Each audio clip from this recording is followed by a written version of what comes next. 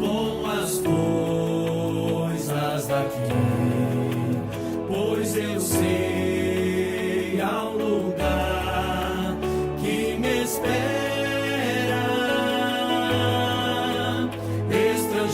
Estrangeiro eu sou, o meu lar é o céu. Meu Jesus vem buscar a sua noiva. Ele virá no piscar de olhar. Quem estiver pronto com ele irá. Na sua glória com ele morar. Ele vem, não mais tristezas, não mais temor. Junto com os anjos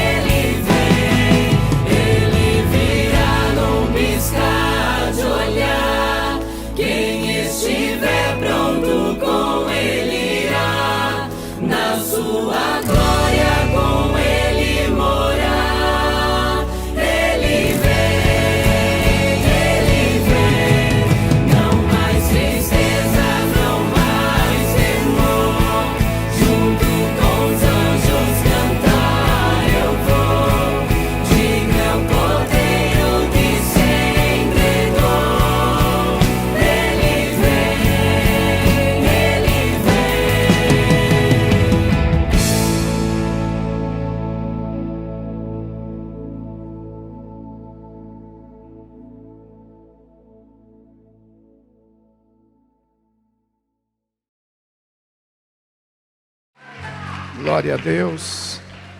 Paz do Senhor Jesus a toda a igreja. Levanta a sua mão direita para o céu e diga assim: até aqui me ajudou o Senhor. Amém. Louvado seja Deus. Eu não sei se você consegue compreender o tamanho da vitória que é esse momento na sua vida, de estar na casa do Senhor, estar na presença de Deus. Quantas coisas a gente tem que vencer para poder chegar aqui, né, irmãos? No mundo físico, no mundo material, né? Às vezes o corpo não quer vir, às vezes um problema lá em casa, uma situação, uma adversidade, um problema no transporte. Sempre existe alguma coisa que tenta atrapalhar a nossa presença na casa de Deus. E a gente vai lutando contra tudo isso, né? Mas imagina o que acontece no mundo espiritual. Enquanto você está lutando aqui, os anjos estão lutando a teu favor no mundo espiritual. Nós estamos, sabe, no meio assim de um momento em que o Espírito Santo está tratando muito com as nossas vidas, nos ensinando, nos fortalecendo. Nós estamos no meio de dias muito difíceis, dias assim trabalhosos, diz a palavra, né? As pessoas usam outra terminologia, né? Falam de uma maneira humana, mas a palavra de Deus também se refere a esses dias, chamando eles de dias trabalhosos. O que eu entendo com isso? Eu entendo que não são dias impossíveis de serem vividos e de serem vencidos, mas são dias que nós precisamos trabalhar um pouco mais, se esforçar um pouco mais, se dedicar um pouco mais. No quê? Em tudo. Em tudo. Você não pode deixar o desespero tomar conta do seu coração, não. Não pode deixar a rebeldia, a revolta tomar conta do seu. Não é dia para isso, não. Você tem que trabalhar um pouco mais. Você tem que insistir um pouco mais. Orar um pouco mais. Ter um pouco mais de paciência. Ter um pouco mais de fé. Um pouco mais de Deus. Um pouco mais do Espírito Santo. Vai passar, diga comigo, vai passar. Vai passar. Jesus está voltando, irmão. Vai passar. Vai passar. Você só precisa perseverar. Ah, pastor, eu não estou suportando. Vai suportar. O Espírito Santo vai te ajudar. Amém? Senhor meu Deus e meu Pai, em nome de Jesus Cristo, nós queremos te agradecer, Deus, pelo privilégio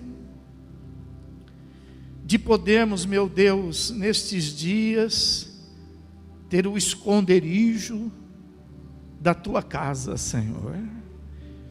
Poder estar aqui para receber, meu Deus, a tua palavra, para que a tua palavra possa nos inspirar, para que a tua palavra possa nos capacitar. A tua palavra, meu Deus, ela vai nos fortalecer, Pai, porque é através da tua palavra que nós podemos, meu Deus, potencializar a nossa fé, Pai. E nós sabemos que estes dias, meu Deus, eles precisam ser na íntegra, meu Deus, serem vencidos em função da fé. Se não for por fé, meu Deus, bate o desespero. Se não for por fé, meu Deus, vem a ignorância das coisas e dos fatos. Mas a fé não só nos fortalece, como a fé também revela para nós todas as coisas. Assim como Abraão andou, meu Deus, nos dias dele, sem saber para onde, sem saber como.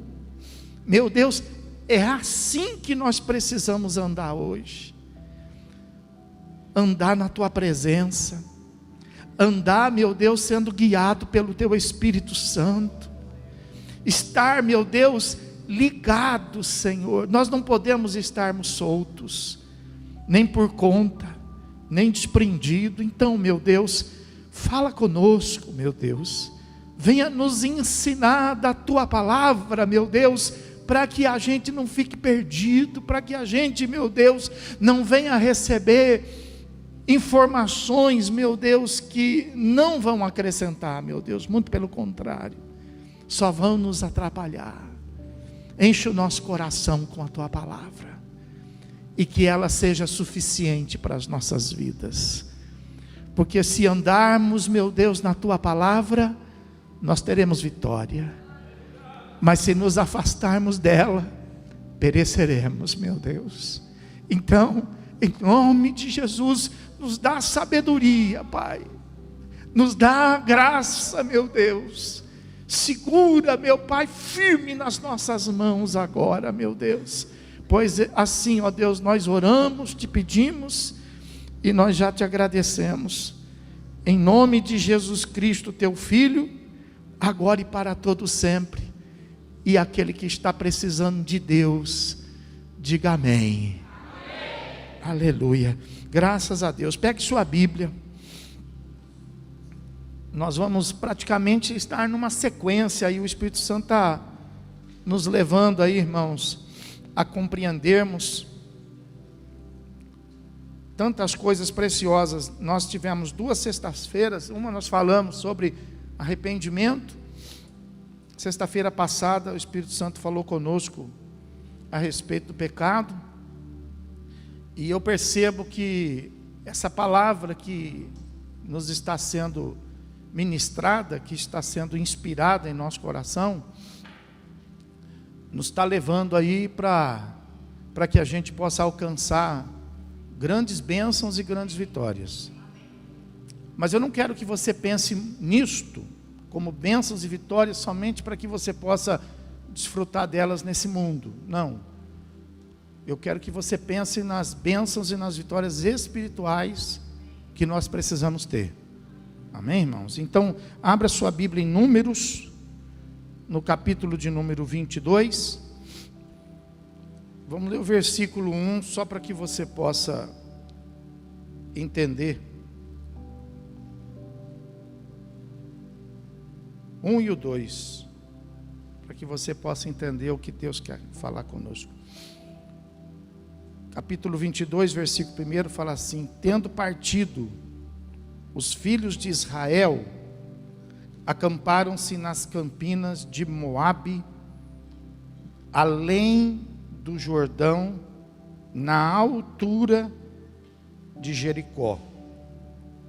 Viu, pois, Balaque, filho de Zippor, tudo o que Israel fizera aos amorreus. Vamos ler o 3 também. Moabe teve grande medo deste povo, porque era muito, e andava angustiado por causa dos filhos de Israel. Amém? Então vamos nos assentar, irmãos. Aleluia. Deixa a sua Bíblia aberta, que eu quero que você faça uso dela hoje, para você poder entender essa palavra aqui. Naqueles tempos, Israel estava saindo de uma fase muito difícil, e estava sendo conduzido por Deus para tomar posse de uma grande promessa, que era a promessa da terra prometida. Então, nós estamos ali, na saída do deserto, que foram anos em que Israel foi sendo preparado para poder assumir este lugar tão especial, esse lugar tão abençoado.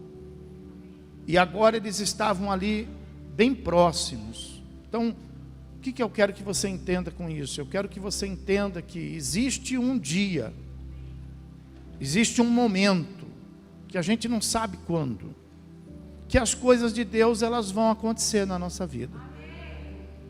A palavra de Deus fala que tudo nesse mundo passa, mas se tem uma coisa que não passa, se tem uma coisa que não fica esquecida, é a palavra de Deus. Então, Deus tinha um compromisso com Israel. E a Bíblia fala que depois de muitos anos, eu creio que muitas pessoas tiveram um pensamento assim: isso não vai acontecer nunca não. E eu acho que nós nos enganamos, eu acho que nós ficamos confundidos, né? E acontece que aquele dia chegou. E agora eles estavam nas portas da terra que Deus havia prometido para eles, que era uma terra boa, era para que eles pudessem ter uma vida abençoada, uma vida boa. Mas acontece que essa terra, ela foi dada por Deus a eles, mas não assim, de graça, de presente, né? Eles tinham que trabalhar, eles tinham que conquistar aquela terra, porque existia muitas coisas ali naquela terra que precisavam ser ocupadas, muitos povos a serem conquistados, povos que estavam ali, mas que estavam como invasores daquele lugar, porque era uma terra que Deus tinha separado para os descendentes de Abraão. Então eu quero que você entenda isso, eu quero que você entenda que você vive num mundo em que algumas coisas que era para estar nas tuas mãos, pode estar na vida de outras pessoas. E talvez você desista delas por causa disso. Por quê? Porque vai dar muito trabalho. Vai demorar muito tempo para eu poder chegar lá. Vai dar muito trabalho eu poder conquistar isso que está na mão de outra pessoa. E às vezes você acaba abrindo mão, desistindo, achando que você tem uma sina, achando que você é uma pessoa prejudicada, achando que Deus gosta mais de alguém do que de você. E na verdade não é isso que a Bíblia ensina a respeito de Deus. Você, além de conhecer a Bíblia, além de participar de uma igreja, você precisa se propor a conhecer a Deus, a entender a Deus. E quando você se propõe a isso, você vai perceber que Deus, Ele trabalha junto conosco, não sozinho. E também não nos deixa sozinho. Então Ele está junto conosco em todas as circunstâncias e todas as situações. Se nós estamos vivendo uma alegria, Ele está conosco na nossa alegria. Se nós estamos vivendo uma dificuldade, Ele está conosco na nossa dificuldade. Então, é necessário que você se empenhe, é necessário que você se dedique, é necessário que você se esforce na presença do Senhor. Então veja, eles estavam chegando ali no lugar que Deus falou que, mas acontece que tinha um povo hostil ali. Tinha gente ali que estava de olho neles. Você viu aí? Ele fala o texto aí no versículo 1 que eles acamparam ali nas campinas de Moabe. Fala o texto ali que Balaque, filho de Zippor, no versículo 2, fala que conhecia tudo o que Israel já havia feito no passado, já sabia da história de Israel. E fala que Moabe, né, teve grande medo. Moabe era o rei dos moabitas. E ele teve muito medo no versículo 3 de Israel, porque ele era muito e andava angustiado por causa dos filhos de Israel. Versículo 4 fala assim: pelo que Moabe disse aos anciãos dos midianitas: agora lamberá esta multidão tudo quanto houver ao redor de nós, como o boi lambe a erva do campo. Balaque, filho de Zippor, naquele tempo, era rei dos moabitas. E o versículo 5 fala assim, presta atenção nisso, ó. Ele enviou mensageiros a um homem chamado Balaão, filho de Beor, a Petor, que está junto ao rio Eufrates, na terra dos filhos do seu povo, a chamá-lo dizendo: eis que um povo saiu do Egito. Ele está se referindo a Israel.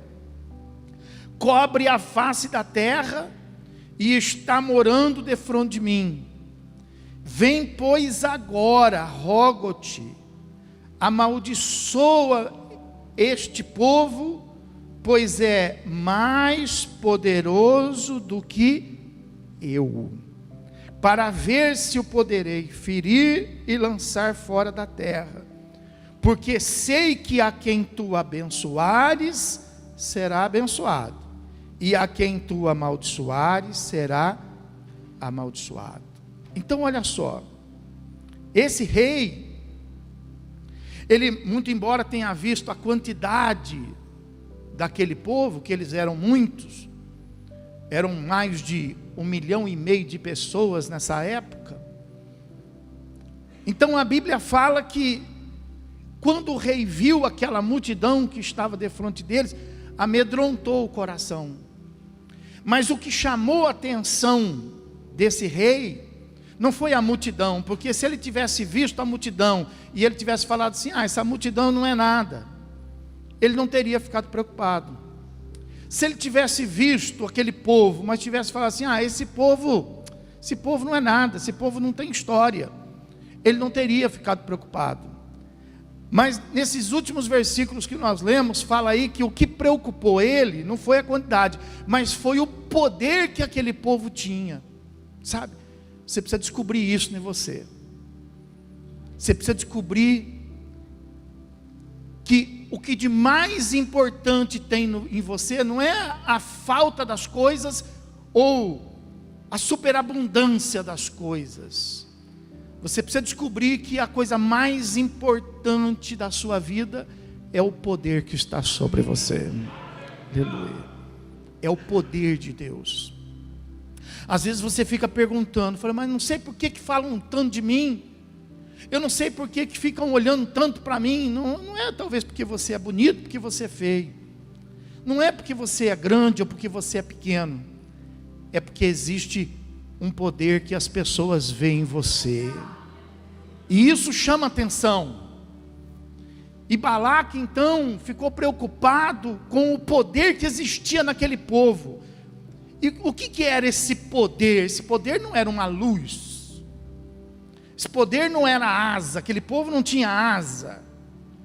Esse poder não é o tamanho, não era nada. Qual era o poder que Balaque via neles?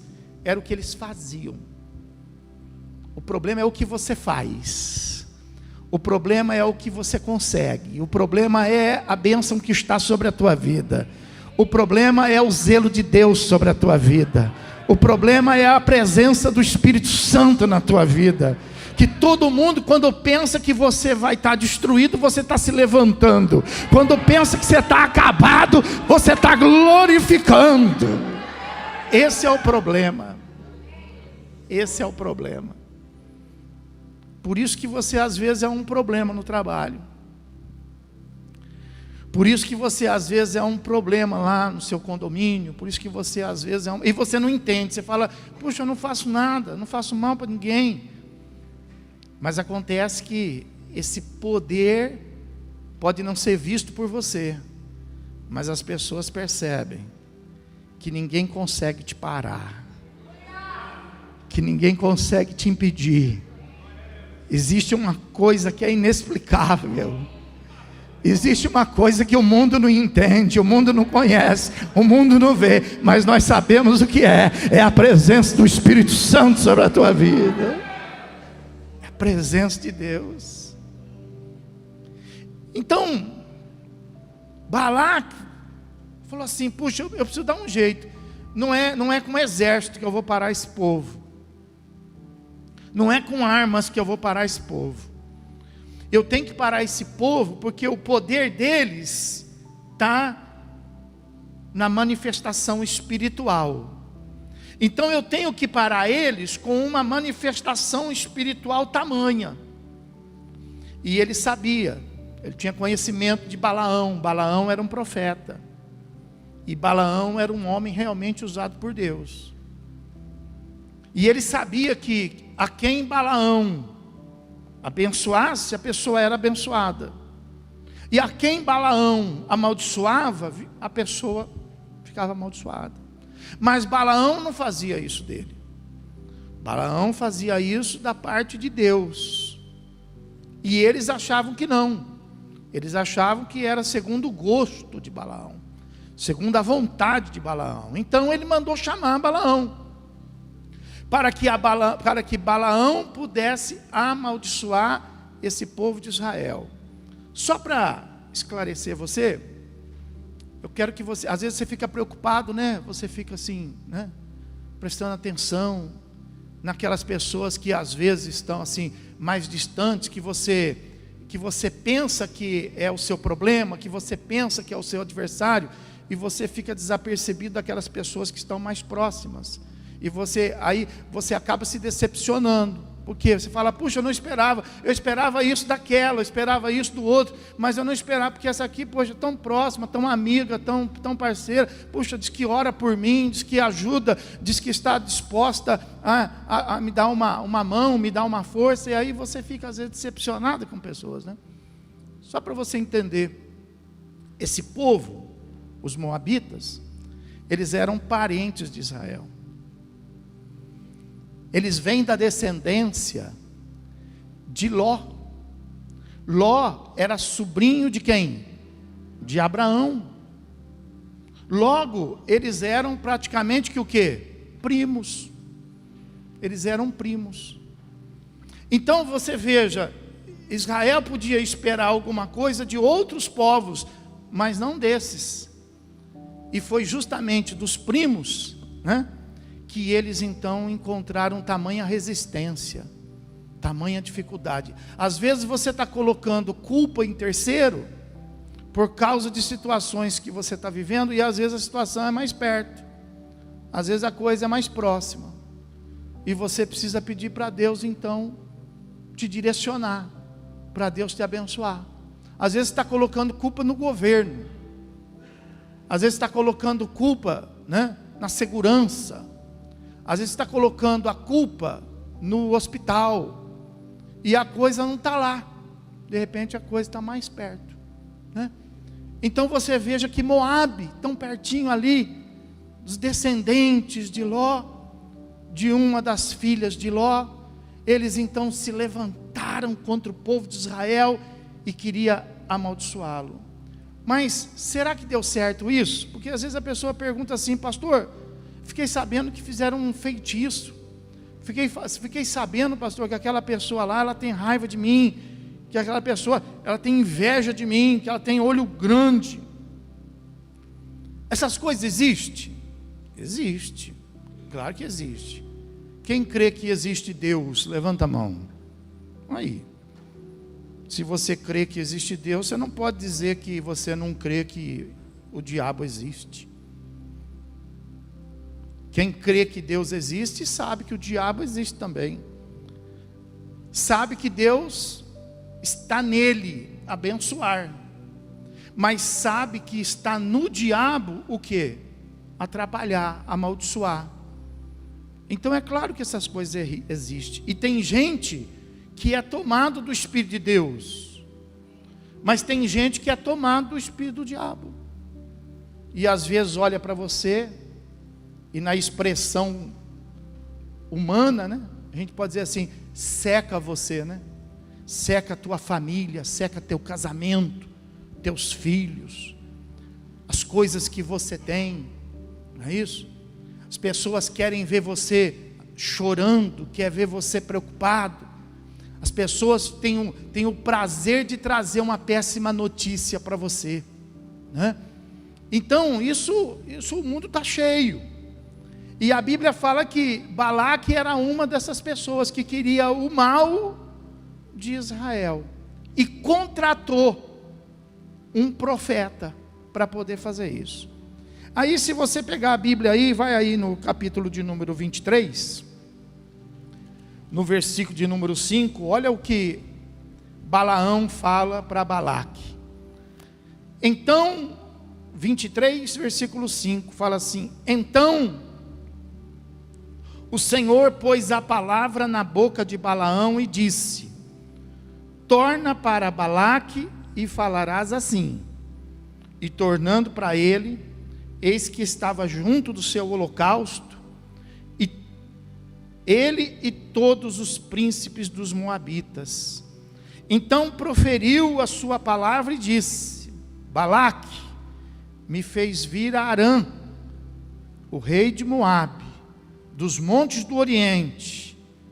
Vem, amaldiçoa-me a Jacó, e vem e denuncia a Israel. Aí o profeta então disse assim: como posso amaldiçoar a quem Deus não amaldiçoou? Como posso denunciar a quem o Senhor não? Resumindo, como eu posso amaldiçoar a quem Deus abençoou? Quantos abençoados de Deus tem aqui nesta noite? Veja que Balaque fez lá um feitiço, fez um sacrifício. Ele ofereceu animais em sacrifício para que Balaão pudesse amaldiçoar. Foi um ritual espiritual para que a maldição pudesse pegar na vida de Israel. Mas veja que Balaão, servo do Deus Altíssimo, então falou para o rei, falou assim: ó, eu não posso fazer isso e não tem quem pode. Se eu não posso, não tem quem pode. E por que eu não posso? Porque eu não posso amaldiçoar a quem Deus abençoou. Então, veja só, ao invés da gente ficar bem com um amigo, porque às vezes a gente procura ficar bem com os amigos, ao invés da gente ficar bem com os parentes, porque às vezes a gente procura ficar bem com os parentes, ao invés da gente fazer boa vizinhança com as pessoas, porque às vezes a gente faz boa vizinhança, nós precisamos estar bem com quem? Porque é Deus que nos guarda, é Deus que nos abençoa, e se Ele nos abençoar, não tem quem possa nos amaldiçoar. Então nós temos que ser sábio. Às vezes nós temos que enfrentar situações, às vezes nós temos que ser indigestos, às vezes nós temos que nos tornar oposição. Mas essa oposição nunca em questões políticas, em questões sociais. Essa nossa oposição, ela deve ser sempre em questões espirituais. Nós somos conhecidos, ou pelo menos deveríamos ser conhecidos, como um povo protestante, não crente, porque a Bíblia fala que crente até o diabo é. Ser crente até o diabo é, porque acredita em Deus. Mas o nosso papel nesse mundo é mais do que ser crente, é mais do que ser evangélico, é mais do que ser um cristão. Nosso papel nesse mundo é ser protestante, entendeu? É protestar contra as coisas que estão contrárias à palavra de Deus, e não por um processo, como fala o apóstolo Paulo, não vai ficar criando confusão, não vai ficar criando contenda por causa de dia, por causa de lua, por causa de festa, por causa de comida, não vai criar. Mas o apóstolo Paulo, ele não fala para a gente não observar, entendeu? Nós temos que ser protestante quando o nosso nome está na lista. Se o nosso nome não está na lista, é o mundo que siga o caminho dele. A Bíblia fala: aquele que está impuro, que se impurifica cada vez, mas aquele que é puro se purifica cada vez. Então, se o nosso nome está na lista, nós vamos discutir da lista, nós não vamos criar problema com a lista. Agora, se o nosso nome está na lista, então nós somos protestantes. Mas por que você vai fazer isso? Você vai arrumar problema para você. Estou te falando, fala a esposa, fala o marido: olha, abre teus olhos, eu não quero problema na vizinhança. Fala os pais para os filhos: ó, lá na escola você faz tudo que manda, não vai criar problema para papai, não vai repetir de ano por causa disso. E aí o que acontece? Nós ficamos sem Deus, nós ficamos desprotegidos, aí nós ficamos vulneráveis à inveja, aí qualquer olhadinha nós já estamos passando mal. E que Deus é esse? O nosso Deus não é um Deus como um Deus desse mundo. Nosso Deus é um Deus diferente. Nosso Deus é o Deus que criou o céu e a terra. O nosso Deus é o Deus que guarda, é o Deus que zela, é o Deus que abençoa. Esse é o nosso Deus. Mas a gente precisa conhecê-lo. E a gente precisa olhar para trás e ver que tem gente que já pagou preço. E nós não vamos pagar? E nós vamos ficar somente com a cereja do bolo? Não. Nós temos que fazer a nossa parte na nossa época, no nosso tempo. Nós recebemos o Evangelho, não foi de mão beijada. Nós recebemos o Evangelho de gente que foi perseguida, de gente que foi maltratada, de gente que foi presa, que foi morta, esquartejada, crucificada, de cabeça para baixo, gente que foi aberta pelo ventre. E agora nós não vamos dar o testemunho? Então a Bíblia fala que Deus falou com Balaão e disse assim: ó, avisa esse homem aí, ó, que quando eu ponho a mão ninguém põe. Avisa esse homem aí, ó, que quando eu abençoo ninguém amaldiçoa. Pode aplaudir e glorificar a Deus.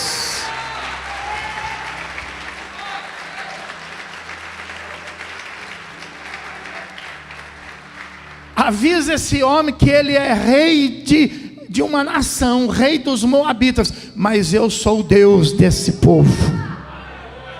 Aleluia. Então você veja que Israel se livrou daquele feitiço. Israel se livrou daquele mal. Mas por quê? Porque Deus estava com eles. E por que Deus estava com eles? Porque eles estavam com... Você está com Deus? Fica com Ele. Você tem que ficar com Ele. Não adianta você só verbalizar: Deus está comigo, Deus está comigo. Não, mas você precisa estar com Ele. Só que veja bem, olha que coisa interessante. No capítulo de número 25, fala que Balaque conseguiu pegar Israel. Balaque conseguiu, depois de tanto tentar, ele conseguiu amaldiçoar Israel. Então isso quer dizer que nós estamos abençoados, mas a gente corre risco. Você corre risco, você precisa prestar atenção. Capítulo 25, versículo de 1 a 3, fala assim: habitando Israel em Sitim, começou o povo a prostituir-se com as filhas de quem? Olha lá, de quem? Dos Moabitas. Estas convidaram o povo ao sacrifício dos seus deuses, e o povo comeu e inclinou-se aos seus deuses.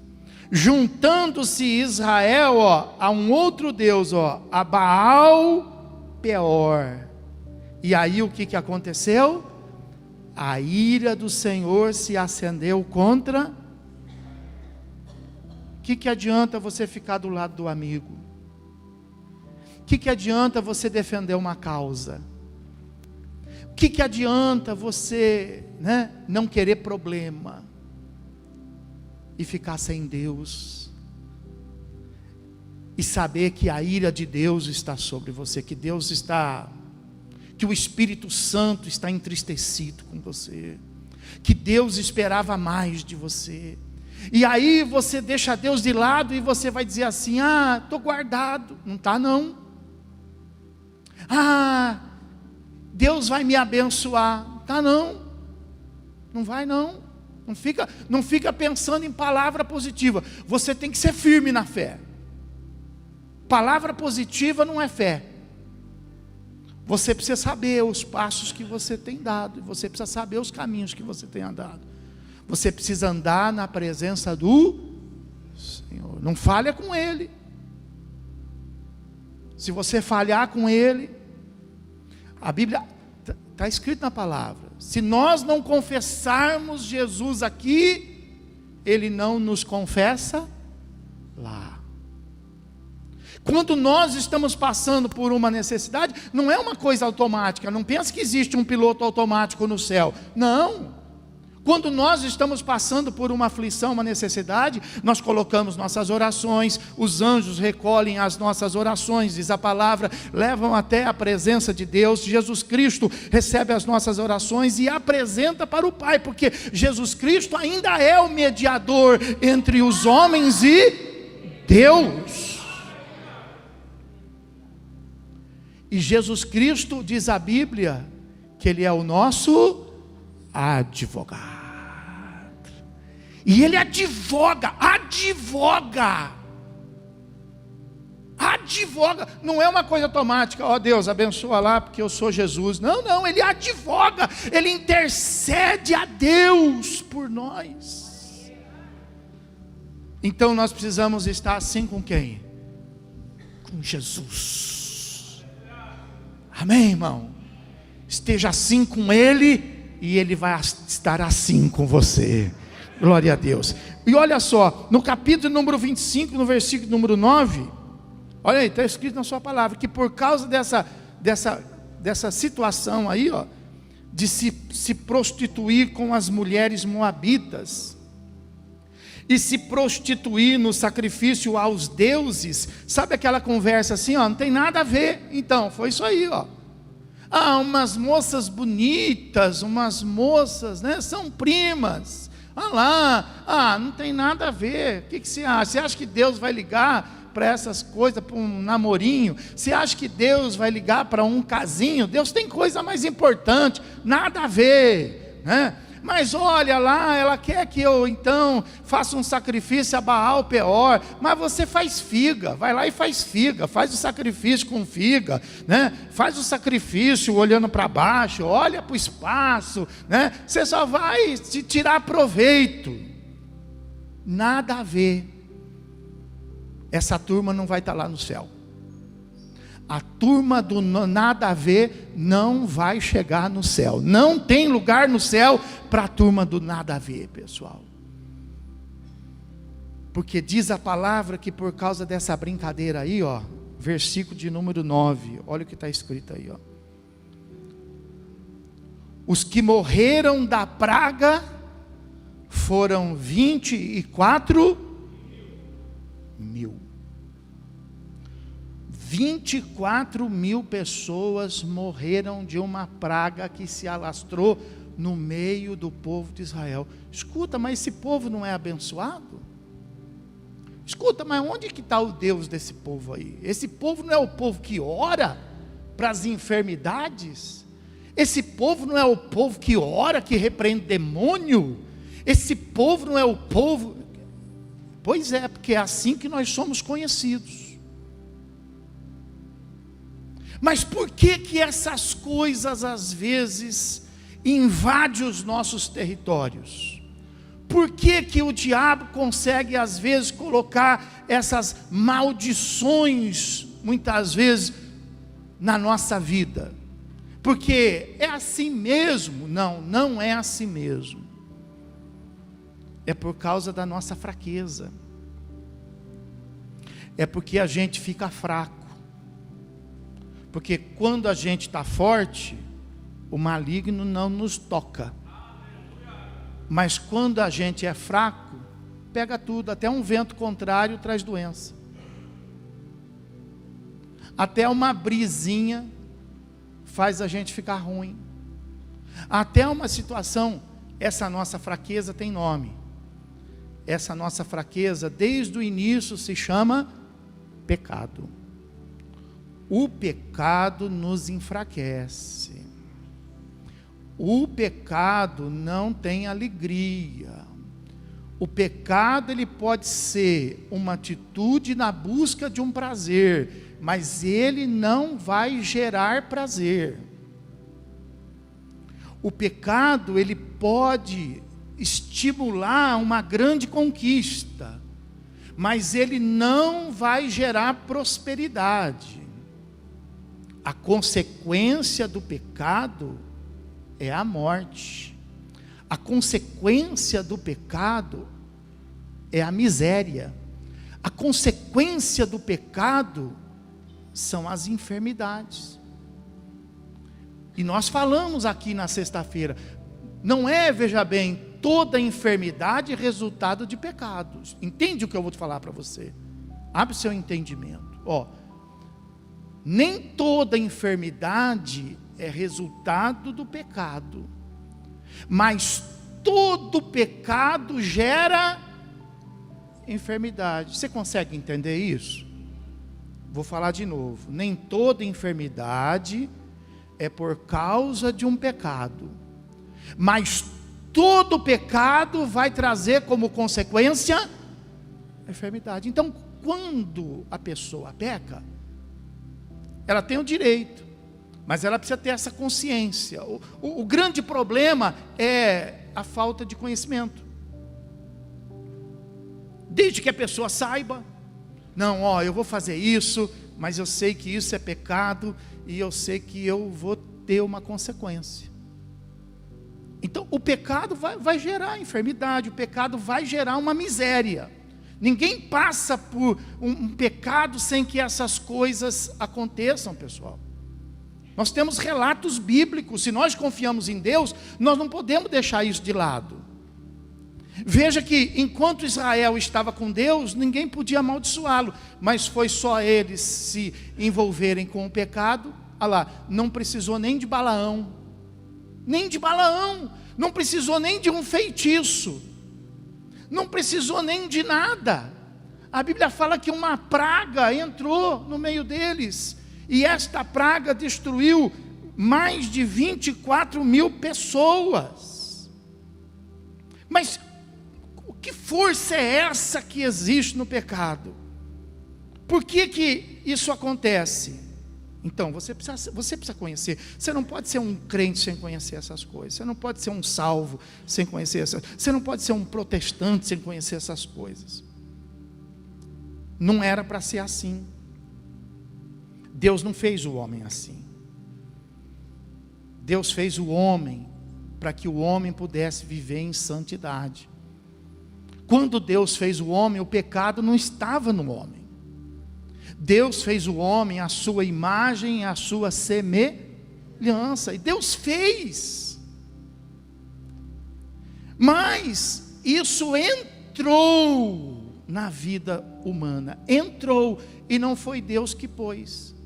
Quem que pôs esse mal na vida do homem? Foi o diabo. E como que ele conseguiu fazer isso? Veja que, quando você entende isso, você consegue se proteger melhor. Abra sua Bíblia aí, por exemplo, em Gênesis. Vamos pegar, por exemplo, abre lá no capítulo de número 3. Gênesis capítulo número 3. Então você vai ver que em Gênesis, a Bíblia fala no capítulo 3 que houve uma queda. Mas quando Deus fez, no capítulo 2, a formação do homem, o que Deus fez? Deus fez o homem, e do homem Deus fez a mulher. Então, as mulheres que estão aqui na igreja, me ajudem aí. Eu quero que vocês falem assim: Deus fez o homem. Mas está muito desanimado. Só porque Deus fez a gente? Vamos falar de novo? Fala assim: Deus fez o homem. Agora, os homens, os irmãos, falam assim comigo, Deus do homem fez a mulher. Pronto. Essa é a palavra. Esse é o princípio de tudo. Derrubar princípios significa mexer com o mundo espiritual. Derrubar princípio significa entrar em contenda com Deus. Então esse é o princípio, ó. Deus fez o homem, e do homem Deus fez a mulher. E aí a Bíblia fala que quando Deus os fez, Deus o colocou, o homem e a mulher, num jardim. Tinha lugar melhor? Não. E esse jardim estava numa região que se chamava Éden. Então, era num jardim, numa região chamada o Éden. Por isso é chamado normalmente de jardim do... Então o nome do jardim não era Éden, era o nome da região Éden. Era o jardim do Éden. Amém?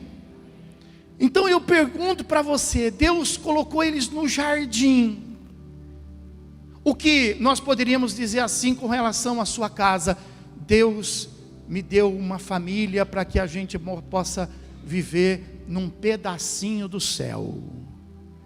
O jardim era um pedacinho do... A sua casa, ela precisa ser um pedacinho do... Então quando Deus os fez, precisava deles pecarem? Não. Eles tinham tudo.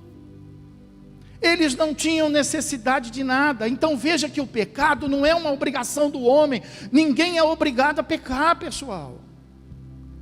Quando Deus os fez, Deus falou para eles: olha, vocês têm tudo, pode se aproveitar de tudo, só não mexa nesta.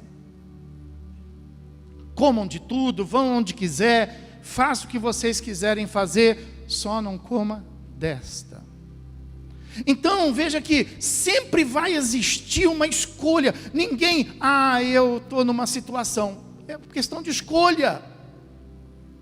Ninguém é obrigado, por exemplo, a roubar. Por um acaso existe alguma coisa nesse mundo que a gente não tenha o direito de ter? Só que para ter, eu preciso trabalhar. Para ter, eu preciso suar. Então, roubar não justifica. É uma escolha, e essa escolha não significa, eu resolvi o meu problema. Não, essa escolha se chama pecado. Veja, precisa, por exemplo, haver o pecado sexual? Precisa, por exemplo, o jovem cometer o pecado sexual? Qual é o pecado sexual do jovem? Chama fornicação. Quando o jovem se relaciona, o jovem não, o solteiro, porque não vamos excluir os maduros, tá? Os maduros que estão aí, por exemplo, divorciados, viúvos, viúvas, não estão livres para se relacionar sexualmente. O sexo fora do casamento, ele é pecado. Para os solteiros, fornicação. Mas então, precisa fornicar? Não, mas eu tenho uma coisa dentro de mim. Então, todo mundo conhece essa coisa dentro de você. Você não precisa, você pode fazer a escolha, mas você também tem a escolha do quê? O que o apóstolo Paulo fala? Fala assim, casar não é obrigado, mas aqueles que são incendiados, aqueles que têm um fogo dentro, então, então, você quer ser ativo sexualmente? Não precisa pecar, casa, e você vai se relacionar em santidade, na presença de Deus. Você não vai ter culpa, você não vai ter maldição. Você está casado, você não pode ter um relacionamento fora, porque esse relacionamento fora se chama adultério. Então você é obrigado a adulterar? Você não é obrigado, é uma questão de escolha. Você tem o seu marido, você tem a sua esposa.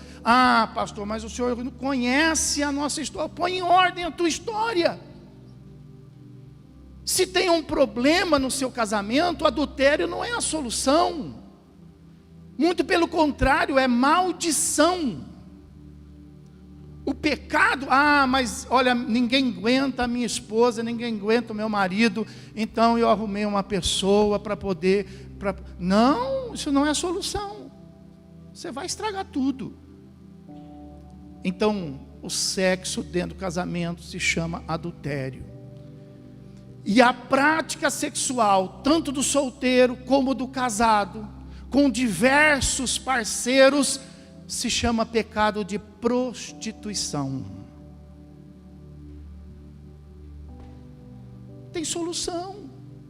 Então, para todo tipo de pecado, você vai ver que tem uma solução. Para tudo lá, por exemplo, tinha uma solução. Eles não precisavam daquela árvore, porque Deus tinha dado muitas árvores.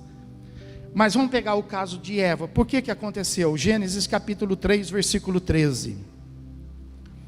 Diz assim a palavra de Deus: disse o Senhor Deus à mulher: o que é isso que fizeste? E ela mesma respondeu a mulher: a serpente me enganou e eu comi. Então o que aconteceu? A mulher era obrigada, a serpente obrigou ela, a serpente, não a serpente animal, mas a serpente que estava dentro da serpente, o diabo obrigou ela, falou: você é obrigada, você não vai sair daqui, pôs na boca dela. Não, pessoal. E ela reconheceu. Deus perguntou para ela, falou: escuta, o que foi isso que você fez? E ela falou assim: a serpente me enganou. Pois é, o que ela estava dizendo? Ela acreditou em uma mentira. Você é obrigado a acreditar numa mentira? Mas ele disse que vai casar comigo. Isso, vai acreditando. Mas ele disse que vai se separar. Vai acreditando. Então o problema do pecado não é o pecado, é se acreditar na mentira. E por causa de se acreditar na mentira, fazer a escolha. Você não pode viver num mundo de mentira.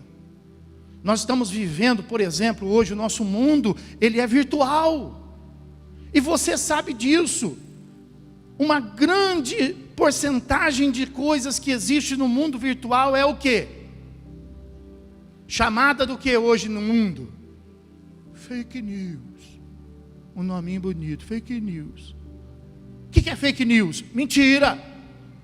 E aí você propaga, você divulga, você acredita, você vive. Como que você vai acreditar? Como que nós vamos? Presta atenção.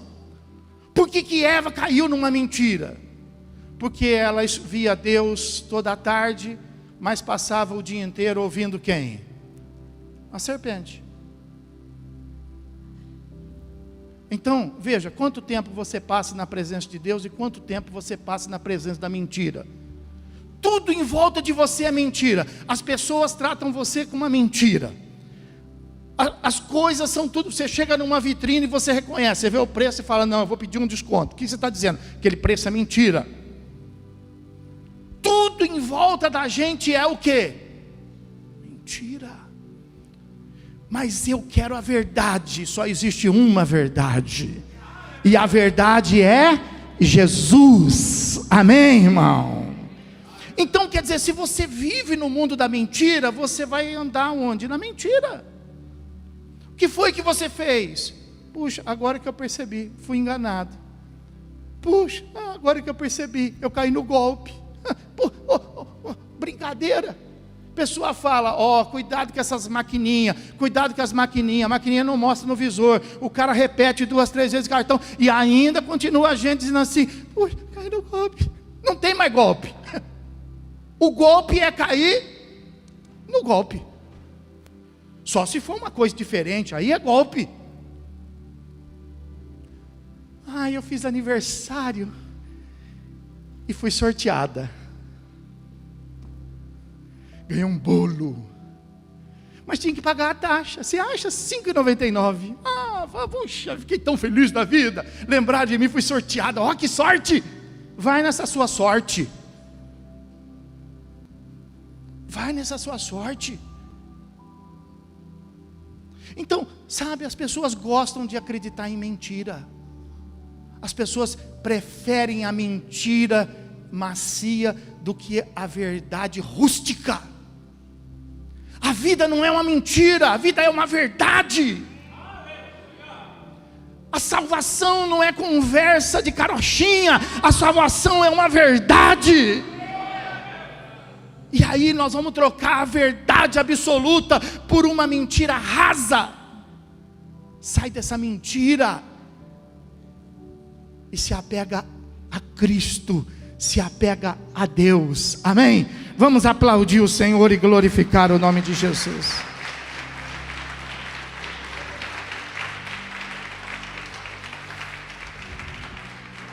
Aí a Bíblia fala assim, ó, né? Em 2 Coríntios, não precisa abrir não, a Bíblia fala assim, mas receio que assim como a serpente enganou a Eva com a sua astúcia, assim também seja corrompida a nossa mente, e se aparte da simplicidade e da pureza de Cristo. Cuidado, para que a mesma serpente não venha corromper a sua mente. O que aconteceu com Adão? Aí pertinho, Gênesis capítulo 3, versículo 17, fala assim: Adão disse: visto que atendeste à voz de tua mulher e comeste da árvore que eu te ordenara não comesse, maldita é a terra por tua causa. Em fadigas obterás dela o sustento durante os dias da tua... Adão foi obrigado? Adão foi enganado pelo diabo? Adão foi diferente. Ele pecou deliberadamente. Viu?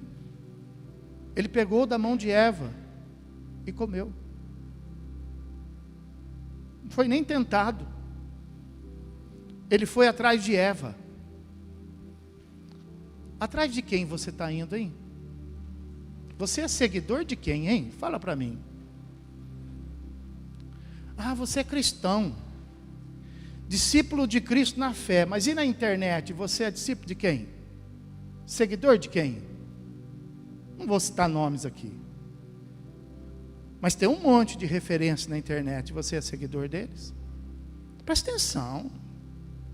O tempo que você perde seguindo pessoas melhora o seu relacionamento com Deus. Vai conhecer Jesus então na internet. Se você gosta tanto de internet, vai ler a Bíblia na internet. Vai buscar estudos na internet. Vai conhecer coisas boas na internet. Filtra coisas boas na internet e vai conhecer aquele que realmente deve ser um exemplo para a nossa vida, que é Jesus Cristo. Então veja que enquanto Eva, ela mente, ela cai no pecado por causa de uma mentira, Adão por causa de uma deliberadade. E aí lá em Timóteo fala assim: e Adão não foi iludido, mas a mulher sendo enganada caiu em transgressão. E aí você escuta falar, vai lá e faz. Você escuta falar, você vai lá e compra. Você escuta falar, você vai lá e vende. Você escuta falar, você vai lá e se envolve. Você se mistura às vezes com as filhas dos homens, e às vezes se dobra aos deuses deste mundo, porque você escuta falar.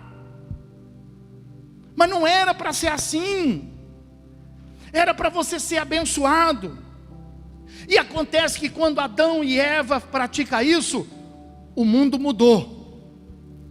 O mundo mudou. O mundo, por causa de Adão e Eva, o mundo mudou. Por causa da gente, o nosso mundo pode mudar. O nosso mundo pode mudar. Puxa, eu vivia, mas agora eu vivo no inferno. Puxa, eu tinha saúde, mas agora não tenho mais saúde. Eu tinha paz, mas agora eu vivo de paz. Pois é, o seu mundo mudou. E por causa de quem? Nossa.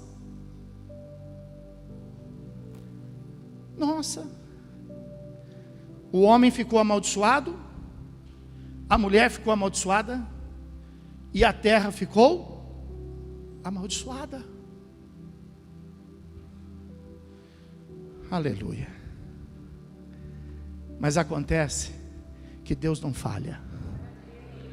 Acontece que já naquele tempo Deus disse assim, ó, que da semente da mulher ia nascer alguém, que essa mesma serpente ia morder, mas não ia mais morder a cabeça, a mente, nem o coração, mas ia morder somente o calcanhar. Mas este que era a semente da mulher ia pisar a cabeça da serpente. Aleluia, aleluia, aleluia. Você entendeu, você entendeu, você entendeu. Aleluia.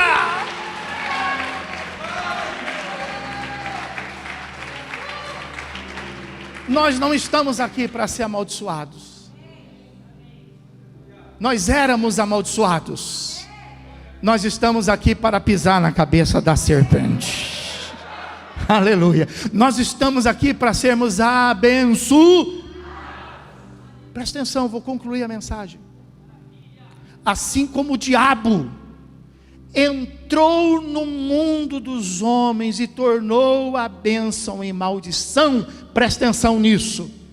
Assim Jesus veio do céu, entrou no mundo dos homens para tornar a maldição em grande bênção. Pode aplaudir, glorificar Jesus. Jesus entrou no nosso mundo. Jesus entrou na tua história. Aleluia.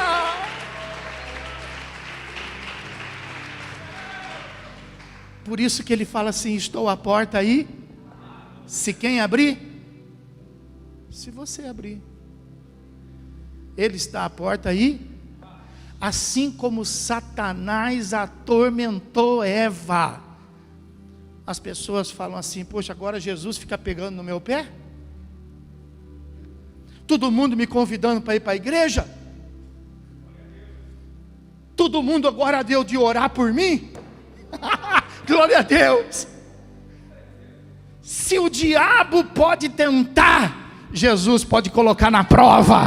Aleluia. E se o diabo tem poder para amaldiçoar, muito mais Jesus tem poder para abençoar, irmão. Então agora Jesus está trabalhando nas nossas vidas, trabalhando na sua. Jesus está na porta e ele fala assim: se você abrir, abre,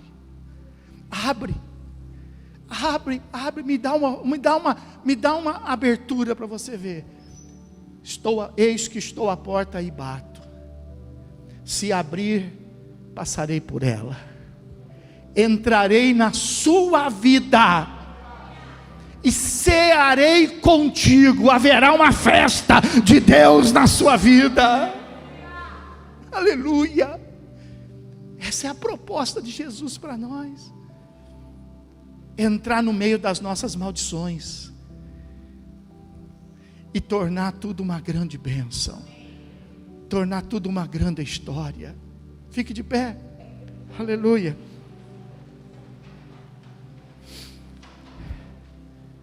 E nós somos então constantemente levados à palavra.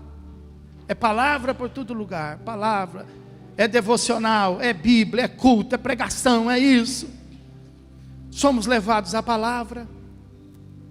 Somos levados a Jesus. Somos levados ao Espírito Santo. Somos levados à salvação. Abre a porta para você ver. Ah, mas a minha vida é um inferno. Abre a porta para você ver. Ah, mas a minha vida está destruída. Abre a porta para você ver. Mas a minha vida... Falei domingo passado com um moço que chegou aqui e disse assim: pastor, eu estou querendo me suicidar. Abre a porta para você ver. Jesus disse isso para aquela mulher. Ah, se você soubesse, você me pediria e eu te daria uma água viva. Ah, se você soubesse. Pastor, eu já sou da fé e estou sofrendo. Abre a porta para você ver. Pastor, eu sou batizado, mas eu estou sofrendo. Abre a porta para você ver.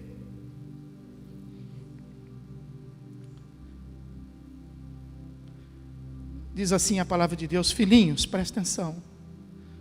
Não se deixe enganar por ninguém. Aquele que pratica a justiça é justo. Deus é justo. Fala assim: Deus é justo. Aquele que pratica o pecado vive nas mãos do diabo, porque é o diabo que vive pecando desde o princípio. Mas foi para isto que se manifestou o Filho de Deus, para destruir as obras do diabo. Todo aquele que é nascido de Deus não vive na prática do pecado, pois o que permanece nele é a divina semente. Ora, esse não pode mais viver pecando, porque agora é nascido de Deus. Quero fazer uma pergunta para você nessa noite. Se você não quer parar de ter os seus conflitos, se você não quer sair dessa condição de bloqueio,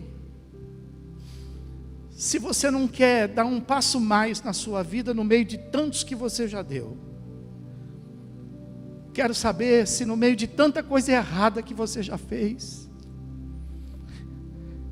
no meio de tantas coisas das quais você estragou a sua vida, eu quero saber se hoje você não quer tomar uma decisão certa, a melhor decisão de toda a sua vida, que é de abrir a porta do seu coração para que Jesus possa nele entrar.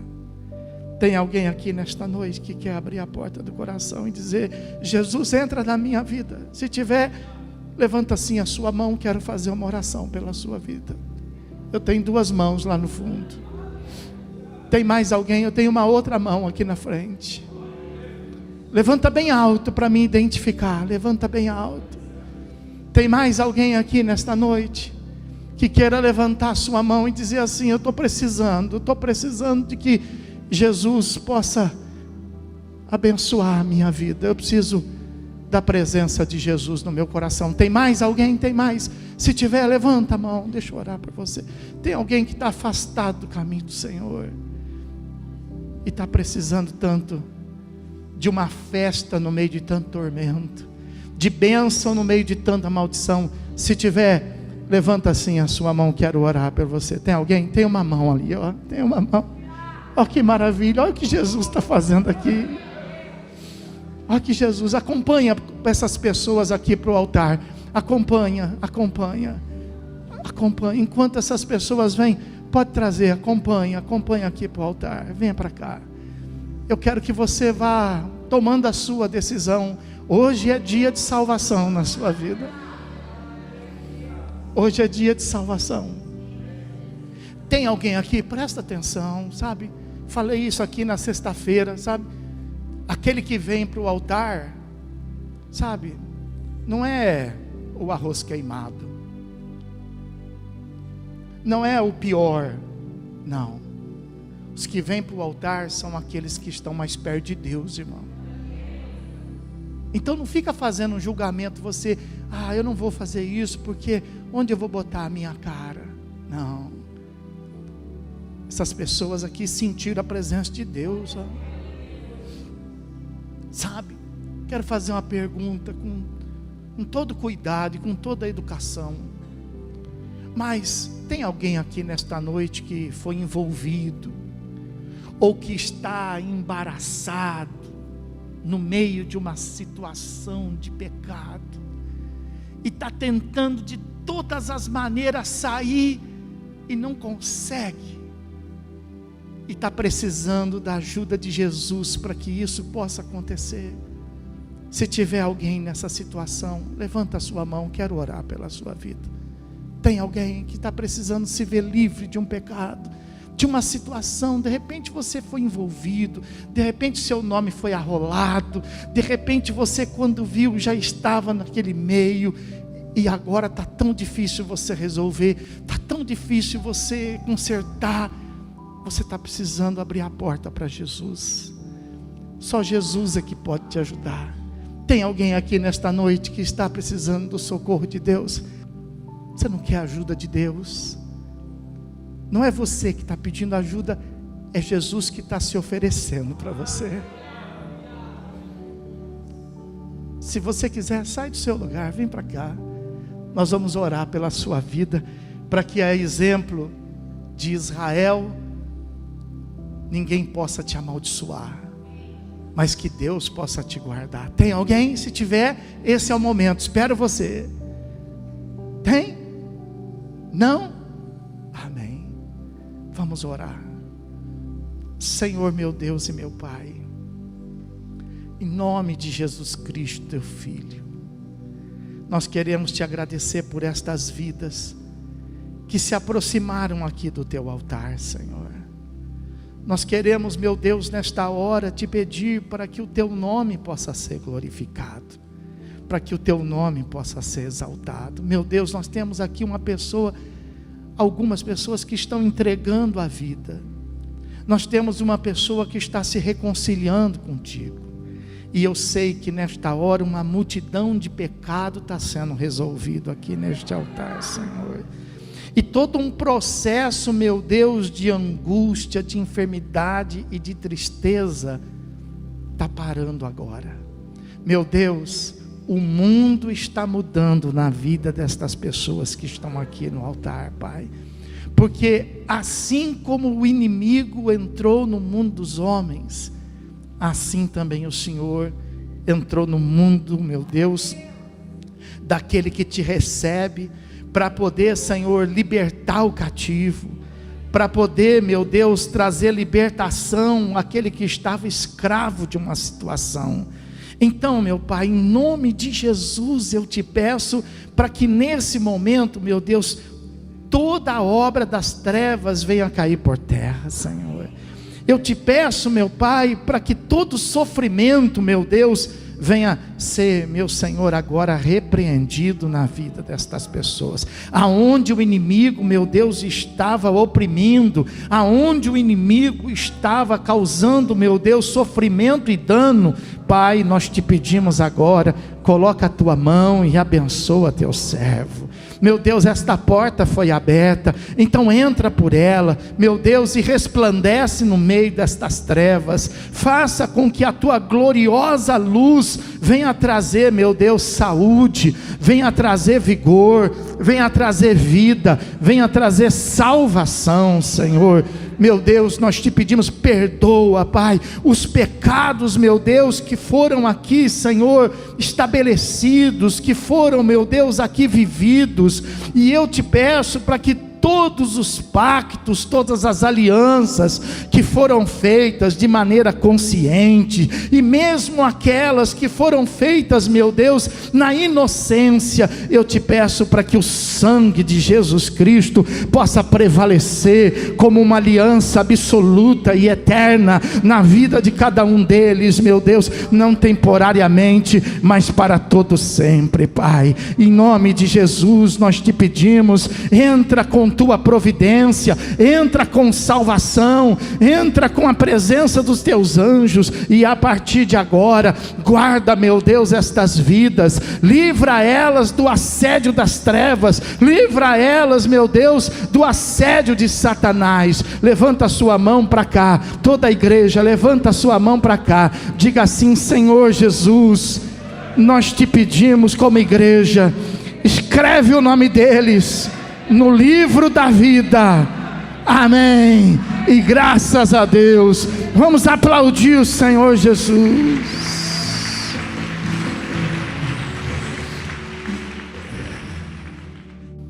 A nossa semana começa aqui no altar. Eu não vou te restringir de maneira nenhuma ao altar. Você até pensou, será que o culto vai acabar assim hoje? Não, de jeito nenhum. Nós somos filhos de Deus. Amém? Então eu quero que, se você quiser terminar aqui esse culto com a sua vida consagrada no altar, preparada para uma semana, mas eu quero que você venha com a seguinte decisão: de que você não deve confiar em si mesmo, mas você precisa da ajuda e da presença de Deus para que isso possa acontecer. Os que confiam em si, pode ficar onde estão, mas os que precisam de Deus, dê um passo à frente e venha para o altar. Enquanto a gente vai louvando, enquanto a gente vai adorando, encontra teu lugar aqui no altar e diga para Deus: Deus, eu preciso da tua presença, eu preciso do Senhor, eu preciso de ti. Nós estamos reunidos aqui diante do teu altar porque o próprio Jesus, quando orou por nós, Ele fez esse pedido para o Senhor, para que nos livrasse de todas as nossas tentações, que nos livrasse de todo mal. E é por isso que nós aqui estamos, porque nós acreditamos nessas palavras de Jesus, de que se tem alguém que possa nos livrar de todas estas coisas, é o Senhor. Meu Deus, a nossa vida está nas tuas mãos. Livra-nos do laço do passarinheiro, livra-nos da peste perniciosa, livra-nos da mulher adúltera, do homem sanguinário, livra-nos, ó Deus, dos reis deste mundo, dos príncipes desta terra, meu Pai. Livra-nos da mentira, da pressão e da opressão. Dai-nos força, meu Deus, para termos não a melhor decisão, a decisão certa. Que na hora, meu Deus, de nós sermos tentados ou até mesmo provados, que nós possamos agradar o Teu Espírito Santo, que nós possamos crer na Tua palavra, e que o Senhor possa fazer permanecer o nosso mundo o melhor lugar, Senhor. Que a maldição, meu Deus, seja, ó Pai, repreendida. Que a bênção do Senhor venha ter uma explosão em nós, meu Pai.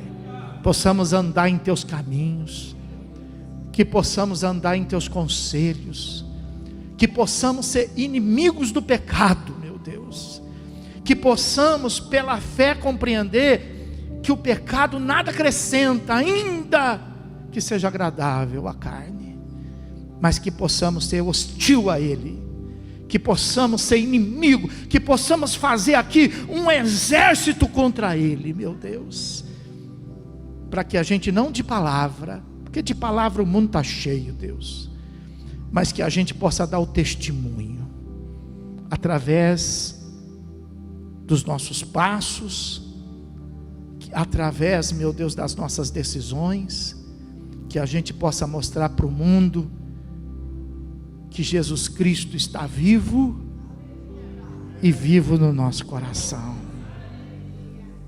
Guarda o Teu povo, livra o Teu povo, abençoa o Teu povo, fortalece o Teu povo. Que a graça do Teu Filho Jesus, o amor do Teu coração e a presença viva e gloriosa do Espírito Santo seja conosco, agora e para todos sempre. Todo aquele que crê, diga comigo. Amém. Vamos aplaudir bem alto, Senhor Jesus.